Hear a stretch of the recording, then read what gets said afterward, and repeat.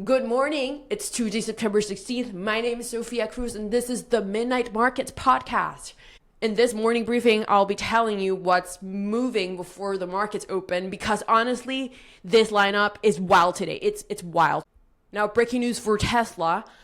Regulators are looking into Model Y door handles that just stop working if the power cuts. We're going to imagine being in a car crash and your car turns into a logged iPhone. To me, that's terrifying, and it's serious. People have actually been hurt or even died because of it.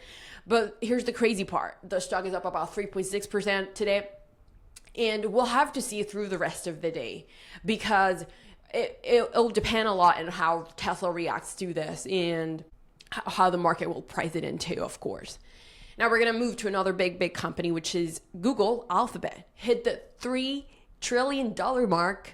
Now the shares are up about 4.5%, sitting at $251 plus. Now, the big question out there is what has pushed them there? Is this just too much overvaluation? Is this too much hype?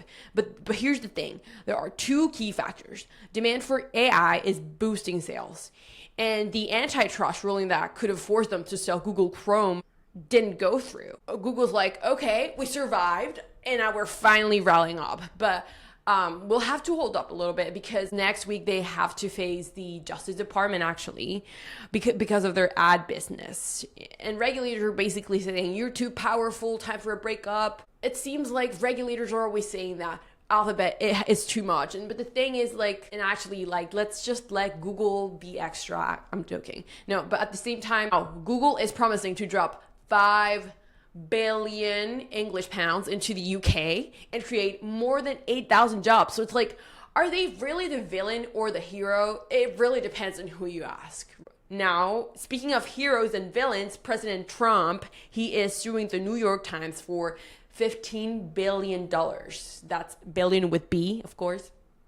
On top of that, he wants companies to stop quarterly reporting and switch to every 6 months. He even wrote, China things in 50-year plans and we're stuck on waters. I mean, he's not wrong about the short-termism, but cutting back and reporting could mean less accountability. And now analysts are split. Some are saying that the SEC might actually look into it, and others are saying nah, this is not going to happen. Talking about regulations, we need to talk about TikTok right now because it's one of the huge personal things for me and a lot of people I know, especially Gen Z, millennials, and even boomers, because this is a huge app. Treasury says that there's a plan to keep TikTok alive in the US. There are firms, and Oracle and some few other firms that could be inferred to be taking ownership soon. This is amazing news for the billions of users of TikTok because your For You page is not going to be gone by tomorrow. I mean, we're safe for now, and we'll see what happens. We're going to go abroad. Israel's Prime Minister Netanyahu confirmed he wants to take over Gaza City today. And U.S. Senator Marco Rubio said the window with Hamas is, I'm going to quote this because this is how he described it, very short. It's one of those stories where the market won't react day to day, but the risk is always there in the background. Now, coming back home, Trump's economic advisor, Stephen Myron, just got confirmed to the Fed while the White House tried to remove Lisa Cook. As we all remember, we've been talking about her these entire previous weeks. And appeal court said, not so fast, she's going to stay. And this is all happening literally before tomorrow's Powell's big meeting and the data. What is Powell actually staring at? I mean, unemployment just jumped from 4.1% to 4.3%. We have to remember that.